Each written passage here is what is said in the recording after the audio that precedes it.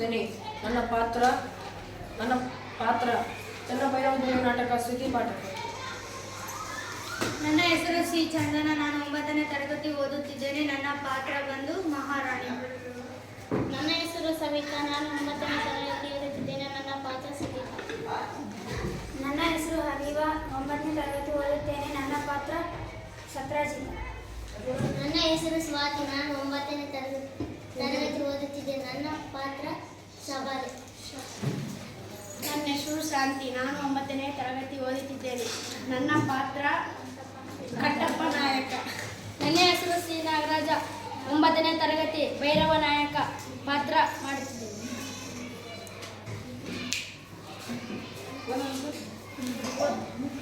ಶ್ರುತಿ ಪಾಠಕ.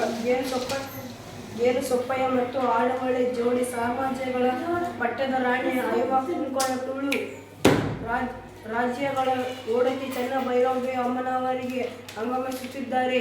ಸಭೆಯಲ್ಲಿರುವವರು ಎದ್ದು ನಿಲ್ಲುತ್ತಾರೆ. ಮಹಾರಾಣಿ ಚನ್ನಭೈರವ ದೇವಿ ಅಮ್ಮನವರಿಗೆ ಜಯವಾಗಲಿ.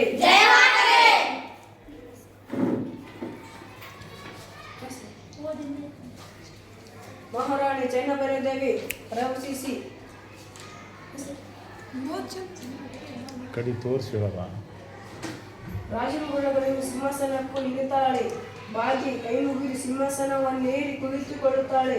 ರಾಣಿ ಕುಳಿತುತೊಡನೆ ಸಭೆಯಲ್ಲಿದ್ದವರು ಬಾಗಿ ನಮಸ್ಕರಿಸಿ ಕುಳಿತುಕೊಳ್ಳುತ್ತಾರೆ. ಮಹಾಮಂತ್ರಿಗಳೇ, ಅವಸರದಲ್ಲಿ ಮಂತ್ರಾಲೋಚನೆಗೆ ಸಭೆ ಕರೆಯುವ ಅವಶ್ಯಕತೆ ಇದೆ ಎಂದು ಕೋರಲು ಕಾರಣವೇನು? ರಾಜ್ಯದಲ್ಲಿ ಎಲ್ಲವೂ ಕ್ಷೇಮವಷ್ಟೇ. ತಾಯಿ ಪ್ರಜೆಗಳ ಕ್ಷೇಮವಾಗಿದೆ. ರಾಜ್ಯವು ಸುರಕ್ಷಿತವಾಗಿದೆ. ಗೋಬಿನು ಪೆಜಿಗೀಶ್ ಗವರ್ಧನ್ ರೀಸ್ ಆಟವೈದ್ಯರೇ ಉದ್ದಾಟವಾದ ಪತ್ರವನ್ನು ಕಳುಹಿಸಿದ್ದಾನೆ. ಏನಿದೆ ಪತ್ರದಲ್ಲಿ? ಕರಬಾರಿಗಳಿಂದ ಪತ್ರವನ್ನು ಓದಿರಿ. ಸತ್ರಾಜಿತ. ಹಾಡುವಲ್ಲಿ ಗೇರಿ ಸೊಪ್ಪೆಗಳ ಮಹಾರಾಣಿಗೆ ಗೋಯ ಗವರ್ನರ್ ಲೂಯಿಸ್ ಆಟವಿಡೆಯ ಶುಭಾಶಯಗಳು. ಗೌರವಾನ್ವಿತರೆ, ತಾವು ಹೊನ್ನಾವರ ಮತ್ತು ಕಾರ್ಕಳ ಬಂದರುಗಳಲ್ಲಿ ನಮ್ಮ ಒಪ್ಪಿಗೆ ಪತ್ರವನ್ನು ಪಡೆಯದ ಮುಸಲ್ಮಾನರ ಹಡಗುಗಳಿಗೆ ಕರಿಮೆಣಸು, ದಾಲ್ಚಿನ್ನಿ, ಕೆಂಪಕ್ಕಿ ಮತ್ತು ಶ್ರೀಗಂಧವನ್ನು ತುಂಬಿಸಿ ಅವರ ಸಮುದ್ರ ವ್ಯಾಪಾರಕ್ಕೆ ಸಹಕರಿಸುತ್ತಿದ್ದೀರಿ. ಇದು ನಮ್ಮ ಆಶಯಕ್ಕೆ ವಿರುದ್ಧವಾಗಿದೆ. ಕೂಡಲೇ ತಾವು ನಮ್ಮ ಒಪ್ಪಿಗೆ ಪಡೆಯದ ಮುಸಲ್ಮಾನರ ಹಡಗುಗಳನ್ನು ನಿಮ್ಮ ಬಂದರುಗಳಿಂದ ಹೋರಾಟಗಟ್ಟಬೇಕು, ಇಲ್ಲವೇ ವಶಪಡಿಸಿಕೊಳ್ಳಬೇಕು. ಇಲ್ಲದಿದ್ದರೆ ನಿಮ್ಮ ಮೇಲೆ ಕ್ರಮ ಕೈಗೊಳ್ಳುವುದು ನಮಗೆ ಅನಿವಾರ್ಯವಾಗುತ್ತದೆ. ಜೊತೆಗೆ ನೀವು ಪೋರ್ಚುಗೀಸ್ ರಾಜದ್ರೋಹಿ ರೊಜರಿಯಾವೋಗ ಆಶ್ರಯ ನೀಡಿದ್ದೀರಿ. ಆತನನ್ನು ಕೂಡಲೇ ನಮಗೆ ಒಪ್ಪಿಸಬೇಕು. ಮೇಲಾಗಿ ನೀವು ಕಳೆದ ಹಲವು ವರ್ಷಗಳಿಂದ ನಮಗೆ ಕಪ್ಪವನ್ನು ಕೊಟ್ಟಿಲ್ಲ. ಇನ್ನೊಂದು ವಾರದೊಳಗೆ ಕಪ್ಪವನ್ನು ರೊಜಾರಿಯಾನನ್ನು ನಮಗೆ ತಂದೊಪ್ಪಿಸಿದ್ದರೆ ನಿಮ್ಮನ್ನು ದಂಡಿಸಬೇಕಾಗುತ್ತದೆ. ನಮ್ಮ ಚಕ್ರವರ್ತಿಗಳು ನಿಮಗೆ ನೀಡಿದೆ ಕಾಳು ಮೆಣಸಿನ ರಾಣಿ ಎಂಬ ಬಿರುದನ್ನು ಹಿಂದಕ್ಕೆ ಪಡೆಯಬೇಕಾಗುತ್ತದೆ. ಎಚ್ಚರಿಕೆ. ನಿಲ್ಲಿಸಿ. ಆದಿಯಾಯಿತು. ಉದ್ದಟನದ ನಮ್ಮ ನೆಲದ ನಾಯಕ ರೊಜಾರಿಯಾನನ್ನು ಅವರಿಗೆ ಒಪ್ಪಿಸಲು ನಾವೇನು ಹಂಬಬೇಡಿ ಅಲ್ಲ. ನಾವು ಮುಸಲ್ಮಾನರೊಡನೆ ವ್ಯಾಪಾರ ಮಾಡಲು ಇವರದೇನು ಅಡ್ಡಿ? ಇನ್ನು ಕಪ್ಪ ಕೂಡಲು ಈ ನೆಲ ಇವರೊಪ್ಪನದಲ್ಲಿ ಕಾರವಾರಿಗಳೇ. ಕೂಡಲೇ ಅವರಿಗೆ ಪತ್ರಿಸಿ. ಅವರ ಯಾವ ಕರಾರುಗಳನ್ನು ನಾವು ಒಪ್ಪಿಸಿದಿಲ್ಲ, ಅದನ್ನು ಅವರಿಗೆ ಹಿಂದಿರುಗಿಸುತ್ತೇವೆ. ಬಿರುದನ್ನು ಕೊಡಿರೆಂದು ನಾವು ಇವರನ್ನು ಬೇಡಿಕೊಂಡಿದ್ದೇನೆ. ಹಿಂದೆ ಅವರಿಗೆ ನಮ್ಮ ಉತ್ತರವನ್ನು ಕಳುಹಿಸಿ. ಭೈರವ ನಾಯಕರೇ, ಹೋಗೆವಡ್ಡಿ ಮತ್ತು ಇತರೆಡೆಯಲ್ಲಿ ಬಿಡುಗೊಟ್ಟಿ ನಮ್ಮ ಸೈನ್ಯ ಕೂಡಲೇ ಹೊನ್ನಾವರಕ್ಕೆ ಬರಲಿ. ಹೊನ್ನಾವರ ಬಂದರಿನ ರಕ್ಷಣೆಗೆ ಇನ್ನಷ್ಟು ಯೋಧರನ್ನು ನೇಮಿಸಿ. ಭೈರವ ನಾಯಕ. ಅಪ್ಪಣೆ ಮಹಾರಾಣಿ. ಹೊನ್ನಾವರದಲ್ಲಿರುವ ನಮ್ಮ ನಾವಿಕ ಪಡೆಯ ಸರದಾರ ರಾಜರಿಗೆಯನ್ನು ಕೂಡಲೇ ಕಾನೂರಿಗೆ ಕಳುಹಿಸುವ ವ್ಯವಸ್ಥೆ ಮಾಡಿ. ಕಂಪಟ ನಾಯಕರೇ, ಹೊನ್ನಾವರ ಕೋಟೆ ಸುಭದ್ರವಾಗಿದೆಯಷ್ಟೇ? ಶುಭ್ರವಾಗಿದೆ ಮಹಾರಾಣಿ. ನಮ್ಮಲ್ಲಿ 300 ಮಂದಿ ಶಾಸ್ತ್ರಿ ಕಾವಲು ಪಡೆಯ ಯೋಧರೇ ಅಗತ್ಯ ಬಿದ್ದರೆ ದಟ್ಟನಾಯಕರ ಬಳಿ ಹೆಚ್ಚು ನೆರವು ಕೇಳುತ್ತಾನೆ. ಅಷ್ಟರಲ್ಲಿ ಕವಲು ಭಟ್ಟ ಬಂದು ಶಬಲೆ ಒಳಗೆ ಬರಲು ಅಪ್ಪನೇ ಕೇಳುತ್ತಿದ್ದಳೆಂದು ಹೇಳುತ್ತಾನೆ. ಮಹಾರಾಣಿ ಅವಳನ್ನು ಒಳಗೆ ಕಳಿಸು ಎನ್ನುತ್ತಾಳೆ.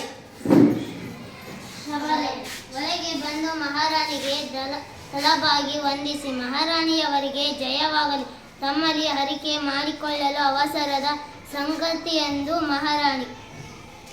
ಹೇಳು ಶಬಲೆ. ಮಹಾರಾಣಿ ಗೋವೆಯ ಗವರ್ನರ್ ಲೂಯಿಸ್ ಆತಹಿರಿಯ ನಾವಿಕದಳು ಹೊನ್ನವರದ ಮೇಲೆ ದಾಳಿ ಮಾಡಲು ಹೊರಡುವುದಕ್ಕೆ ಸಿದ್ಧವಾಗಿ ನಿಂತಿದೆ. ಇನ್ನೆರಡು ದಿನದಲ್ಲಿ ದಂಡು ಗೋವೆಯಿಂದ ಹೊರಡಲಿದೆ. ಅವರೇನು ಪತ್ರದಲ್ಲಿ ಅಂತ 1 ವಾರದ ಘಟ್ಟವು ಕೊಟ್ಟಿದ್ದಾನೆ.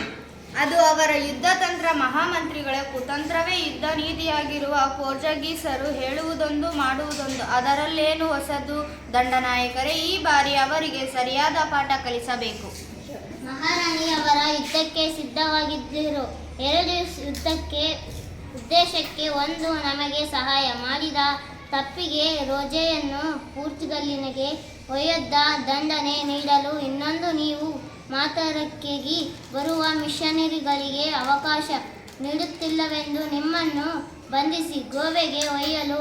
ಅದಕ್ಕಾಗಿಯೋ ಆತಹಿರಿಯ ಪೋರ್ಚುಗಲ್ಲಿ ಪ್ರಭಾವ ಸೆಪ್ಟಿಯನ್ನಿಗೆ ವಿಶೇಷ ಪತ್ರ ಕಳಿಸಿ ಹೆಚ್ಚು ನಾವುಗಳನ್ನು ತರಿಸಿಕೊಂಡಿದ್ದೇನೆ. ಹಾಗಾಗಿ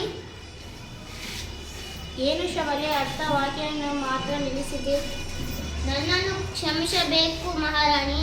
ಅವರು ಸುಮಾರು 130 ಹಡಗುಗಳನ್ನು ಸಜ್ಜುಗೊಳಿಸಿದ್ದಾರೆ. ವಿಶೇಷ ತರಬೇತು ಪಡೆದ ನಾವಿಕ ಸೈನ್ಯವನ್ನು ಪೋರ್ಚುಗಲಿನಿಂದ ತರಿಸಿದ್ದಾರೆ. ಹಾಗಾಗಿ ಈ ಸಲ ಸಮುದ್ರದಲ್ಲಿ ಅವರನ್ನು ಗೆಲ್ಲುವುದು ಕಷ್ಟ ಸಾಧ್ಯ. ಶಬಲೆ, ನಿನ್ನ ಬಾಯಲ್ಲಿ ಸೋಲಿನ ಮಾತು ಏನಾಯಿತು ನಿನಗೆ? ಅವರ ಸಿದ್ಧತೆ ಹಾಗಾಗಿದೆ ಮಹಾರಾಣಿ. 1 ವಾರ ಕಾಲ ಅವರ ಬಂದರು ಕಟ್ಟೆಗಳಲ್ಲಿ ರಹಸ್ಯವಾಗಿ ಸಂಚರಿಸಿ ಮಾಹಿತಿ ಸಂಗ್ರಹಿಸಿದ್ದಾನೆ. ಈ ಸಲ ತಾವೆಲ್ಲರೂ ವಿಶೇಷ ಪ್ರತಿತಂತ್ರ ಹೊಡಬೇಕು. ಶಬಲೆ, ಅವರ ಹಡಗುಗಳ ಸಂಖ್ಯೆ ನೋಡು. ಎದುರುತ್ತಿದ್ದೆ ಮಹಾರಾಣಿ. ಅವರೊಮ್ಮೆ ದಾಳಿ ಮಾಡಲು ನಂತರ ತಿಳಿಯುತ್ತಿತ್ತು ಫರಂಗಿಗಳ ಪರಾಕ್ರಮ. ಭೈರವ ನಾಯಕರೇ, ವಿಷಯ ಅಷ್ಟು ಸರಳವಲ್ಲ. ಶಬಲೆಯ ಮಾತು ಸರಿಯಿದೆ. 30 ಮುಷ್ಳೆಯನ್ನು ನೀರಿನ ಸೋಲಿಸಲು ಕಷ್ಟ. ಅದನ್ನು ನೀರಿನಿಂದ ಹೊರಗೆಳೆದು ಸದೆಬಡಿಯಬೇಕು. ಅರ್ಥವಾಯಿತು ಮಹಾಮಂತ್ರಿಗಳೇ. ಈ ಬಾರಿ ನಮ್ಮ ಯುದ್ಧತಂತ್ರ ಬದಲಾಗಬೇಕು. ಮೊಸಳೆಯನ್ನು ನೀರಿನಿಂದ ಹೊರಗೆಳೆದು ಸೋಲಿಸಬೇಕು. ಸರಿ, ಇಲ್ಲಿಗೆ ಸಭೆಯನ್ನು ಮುಗಿಸೋಣ. ಭೈರವ ನಾಯಕರೇ, ನೀವು ಶಬಲೆ ಮತ್ತು ಶಸ್ತ್ರಾಜಿತ ಬೆಳಿಗ್ಗೆ ನನ್ನನ್ನು ಭೇಟಿ ಮಾಡಿ.